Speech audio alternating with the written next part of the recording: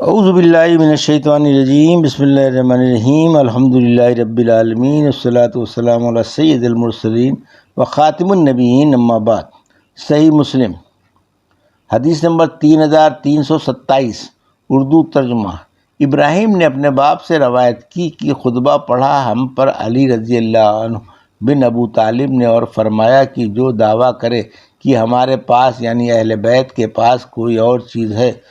سوائے کتاب اللہ اور اس صحیفے کے، اور راوی نے کہا کہ ایک صحیفہ لٹکا ہوا تھا ان کی تلوار کے میان میں، تو اس نے جھوٹ کہا، اور اس صحیفے میں اونٹوں کی عمریں یعنی زکوٰۃ کے متعلقات اور کچھ زخموں کا بیان تھا، یعنی ان کے قصاص اور دیتوں کا بیان۔ اور اس صحیفے میں یہ بھی ہے کہ جناب رسول اللہ صلی اللہ علیہ وسلم نے فرمایا، مدینہ حرم ہے ایر اور سور کے بیچ میں، سو جو شخص کی کوئی نئی بات نکالے اس جگہ یا جگہ دے کسی نئی بات نکالنے والے کو، تو اس پر لعنت ہے اللہ تعالیٰ کی اور فرشتوں کی اور سب لوگوں کی، نہ قبول کرے گا اللہ تعالیٰ اس کا کوئی فرض نہ سنت۔ اور امان دینا ہر مسلمان کا برابر ہے کہ اعتبار کیا جاتا ہے ادنا مسلمان کی پناہ دینے کا بھی، اور جس نے اپنے کو اپنے باپ کے سوا غیر کا فرزند ٹھہرایا یا اپنے آقاؤں کے سوا کسی دوسرے کا غلام اپنے کو قرار دیا، اس پر اللہ تعالیٰ اور فرشتوں اور سب لوگوں کی لعنت ہے، اور نہ قبول کرے گا اس سے اللہ تعالیٰ قیامت کے دن فرض اور سنت۔ مسلم رحمۃ اللہ علیہ نے کہا کہ روایت ابو بکر و ظہیر کی تو وہیں تک ہو چکی کہ ادنا مسلمان کی پناہ دینے کا بھی اعتبار ہے، اور ان دونوں کی روایت میں یہ ذکر نہیں کہ صحیفہ تلوار کے میان میں لٹکا ہوا تھا۔ حدیث نمبر 3328، اردو ترجمہ۔ اعمش نے اسی اسناد سے یہی مضمون مثل ابو قریب کے روایت کیا جو ابو معاویہ سے مروی ہے، اخیر تک بیان فرمایا، اور اتنا زیادہ کہا کہ جناب رسول اللہ صلی اللہ علیہ وسلم نے فرمایا کہ جو پناہ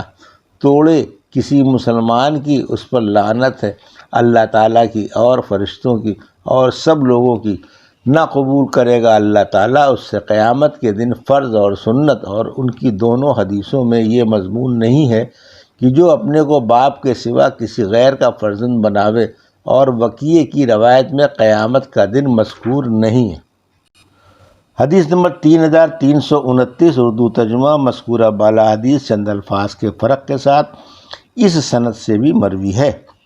حدیث نمبر 3330، اردو ترجمہ۔ ابو ہریرہ رضی اللہ عنہ نے روایت کی کہ نبی صلی اللہ علیہ وسلم نے فرمایا کہ مدینہ حرم ہے، پھر جو کوئی اس میں گناہ کرے یا کوئی گناہ کرنے والے کو جگہ دے،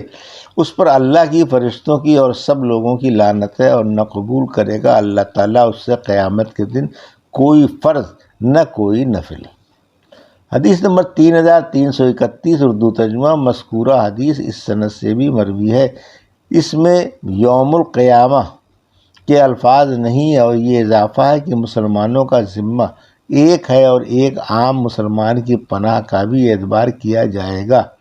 جس کسی نے مسلمان کی پناہ کو توڑا تو اس پر اللہ تعالیٰ، اس کے فرشتوں اور تمام انسانوں کی لعنت ہے، اس سے قیامت کے روز کوئی نفل اور فرض قبول نہیں کیا جائے گا۔ حدیث نمبر 3332، اردو ترجمہ۔ ابو ہریرہ رضی اللہ عنہ کہتے تھے کہ اگر میں کسی ہرن کو مدینے میں چرتا دیکھوں تو کبھی نہ ڈراؤں، اس لیے کہ رسول اللہ صلی اللہ علیہ وسلم نے فرمایا کہ دونوں کالے پتھروں والے میدانوں کے بیچ میں حرم ہے۔ حدیث نمبر 3333، اردو ترجمہ۔ ابو ہریرہ رضی اللہ عنہ نے کہا کہ جناب رسول اللہ صلی اللہ علیہ وسلم نے حرم قرار دیا دونوں کالے پتھروں والے میدانوں کے بیچ میں کہ جو مدینے کے مشرق اور مغرب کی طرف واقع ہیں۔ ابو ہریرہ رضی اللہ عنہ نے کہا کہ اگر میں کسی ہرن کو پاؤں جو ان کے بیچ میں چرتا ہو تو کبھی نہ ڈراؤں اور نہ بھگاؤں اس کو، اور آپ نے 12 میل کو مدینے کے گرد گرد مقرر کر دیا۔ حدیث نمبر 3334 اردو ترجمہ۔ ابو ہریرہ رضی اللہ عنہ نے کہا کہ لوگوں کی عادت تھی کہ جب نیا کوئی پھل دیکھتے تھے یعنی ابتدائے فصل کا تو رسول اللہ صلی اللہ علیہ وسلم کے پاس لاتے اور آپ جب اس کو لے لیتے تو دعا کرتے کہ یا اللہ برکت دے ہمارے پھلوں میں اور برکت دے ہمارے شہر میں اور برکت دے ہمارے سا میں اور برکت دے ہمارے مد میں۔ یا اللہ ابراہیم علیہ السلام تیرے غلام اور تیرے دوست اور تیرے نبی تھے اور میں تیرا غلام اور نبی ہوں، اور انہوں نے دعا کی تجھ سے مکے کے لیے اور میں دعا کرتا ہوں تجھ سے مدینے کے لیے، اس کے برابر جو انہوں نے مکے کے لیے کی، اور مثل اس کے اور بھی اس کے ساتھ پھر بلاتے آپ کسی چھوٹے لڑکے اپنے کو اور وہ پھل دے دیتے اسے۔ حدیث نمبر 3335 اردو ترجمہ۔ ابو ہریرہ رضی اللہ عنہ نے کہا کہ جناب رسول اللہ صلی اللہ علیہ وسلم کے پاس پہلا پھل آتا اور آپ دعا کرتے یا اللہ برکت دے ہمارے شہر میں اور ہمارے پھلوں میں اور ہمارے مدینے میں اور ہمارے سا میں برکت پر برکت دے، پھر وہ پھل دے دیتے کسی چھوٹے لڑکے کو جو اس وقت حاضر ہوتا۔ باب مدینے میں رہنے کی ترغیب اور اس کی مصیبتوں پر صبر کرنے کی فضیلت۔ حدیث نمبر 3336 اردو ترجمہ۔ ابو سعید مولا مہری نے کہا کہ ہم کو مدینے میں ایک بار محنت اور شامت فاقے کو پہنچی اور میں ابو سعید خدری کے پاس گیا اور ان سے کہا کہ میں کثیر العیال ہوں اور ہم کو سختی پہنچی ہے اور میں نے ارادہ کیا ہے کہ اپنے عیال کو کسی ارزاں اور سرسبز ملک میں لے جاؤں۔ ابو سعید رضی اللہ عنہ نے فرمایا کہ مدینے کو نہ چھوڑو، اس لیے کہ ہم ایک بار نبی کریم صلی اللہ علیہ وسلم کے ساتھ نکلے، میں گمان کرتا ہوں کہ انہوں نے کہا یہاں تک کہ اسفان تک پہنچ گئے اور وہاں کئی شب ٹھہرے، سو لوگوں نے کہا قسم ہے اللہ تعالیٰ کی کہ ہم یہاں بیکار ٹھہرے ہوئے ہیں اور ہمارے عیال پیچھے چھوٹے ہوئے ہیں اور ہم کو ان کے اوپر اطمینان نہیں ہے، یعنی خوف ہے کہ کوئی دشمن نہ ستا دے۔ اور یہ خبر جب جناب رسول اللہ صلی اللہ علیہ وسلم کو پہنچی تو آپ نے پوچھا کہ کیا بات ہے؟ وہ مجھ کو پہنچی ہے۔ راوی نے کہا کہ میں نہیں جانتا کہ یہ کیا بات ہے، کیا قسم ہے اس خدا کی جس کی میں قسم کھاتا ہوں، یا فرمایا قسم ہے اس پروردگار کی گو میری جان اس کے ہاتھ میں ہے، البتہ میں نے ارادہ کیا، یا فرمایا اگر چاہو تم میں نہیں جانتا کہ کیا فرمایا ان دونوں باتوں میں سے، فرمایا کہ البتہ حکم کروں میں اپنی اونٹنی کو کہ وہ کسی جاوے اور پھر وہ کسی جاوے اور پھر اس کی ایک گرہ بھی نہ کھولوں یہاں تک کہ داخل ہوں میں مدینے میں، اور فرمایا کہ اللہ ابراہیم علیہ السلام نے مکے کو حرم قرار دیا اور میں نے مدینے کو حرم ٹھہرایا، گھاٹیوں یا دو پہاڑوں کے بیچ میں، کہ نہ اس میں خون بہایا جاوے اور نہ اس میں لڑائی کے لیے ہتھیار اٹھایا جاوے اور نہ اس میں کسی درخت کے پتے جھاڑے جاویں مگر صرف چارے کے لیے،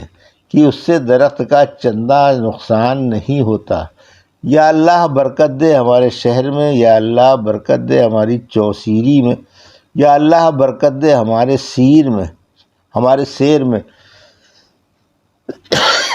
یا اللہ برکت دے ہمارے شہر میں، یا اللہ برکت کے ساتھ دو برکتیں اور دے، اور فرمایا قسم ہے اس پروردگار کی کہ میری جان اس کے ہاتھ میں ہے کہ کوئی گھاٹی اور کوئی ناکہ مدینے کا ایسا نہیں ہے جس پر دو فرشتے نگہبان نہ ہوں جب تک کہ تم وہاں نہ پہنچو گے، یعنی تب تک وہ نگہبان رہیں گے۔ پھر آپ نے فرمایا کوچ کرو، اور ہم نے کوچ کیا، مدینے میں آئے، سو ہم قسم کھاتے ہیں کہ اس پروردگار کی جس کی ہمیشہ قسم کھایا کرتے ہیں۔ یا کہا جس کی قسم کھائی جاتی ہے، غرض حماد کو اس میں شک ہوا۔ غرض جب ہم مدینے پہنچے تو ہم نے ابھی کجاوے اونٹوں پر سے نہیں اتارے تھے کہ بنو عبداللہ بن غطفان نے ہم پر ڈاکہ ڈالا، اور رات سے پہلے ان کی ہمت نہ ہوئی کہ وہاں آ سکیں۔ یہ تصدیق ہوئی رسول اللہ صلی اللہ علیہ وسلم کے فرمانے کی کہ فرشتے وہاں نگہبان ہیں۔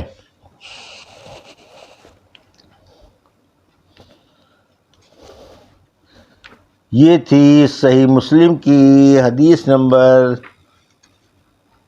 3327 سے 3336 کا اردو ترجمہ، جو بھی آپ نے سماعت فرمایا۔ اللہ سے دعا ہے کہ اللہ میں حدیثوں کی صحیح سمجھ عطا فرما اور ان پر عمل کرنے کی توفیق عطا فرما۔ آمین یا رب العالمین۔